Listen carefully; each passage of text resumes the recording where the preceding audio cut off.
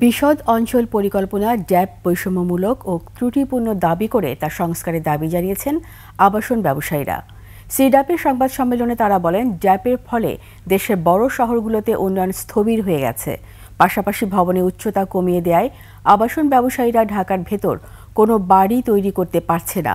এতে জমির মালিকরা যেমন ক্ষতিগ্রস্ত হচ্ছে, 15 দিনের মধ্যে ঢাকা মহানগর ইমারত নির্মাণ বিধিমালা বাস্তবায়নে কার্যকর ব্যবস্থা গ্রহণ করা না হলে কঠোর আন্দোলনের হুঁশিয়ারিও দেন তারা।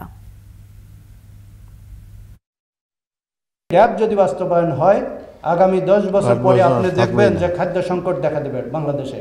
কারণ ঢাকা সিটি এত সম্প্রসারিত হবে, ওইদিকে ময়মনসিংহ, এইদিকে কুমিল্লা, ওইদিকে পদ্মা ব্রিজ, ওইদিকে আরিচা, পুরো ঢাকা সিটি হয়ে যাবে, একটুক ধানি জমি থাকবে না। আগামী 15 দিনের মধ্যে ঢাকা মহানগর ইমারত নির্মাণ বিধিমালা বাস্তবায়ন করতে হবে। কোনো ধরনের কোনো সময় ক্ষেপণ এবং টালবাহানা চলবে না। এই সময়ের মধ্যে কার্যকর ব্যবস্থা গ্রহণ না করা হলে জমির মালিকগণ সহ অংশীজনদের সাথে নিয়ে কঠোর আন্দোলন শুরু করা হবে।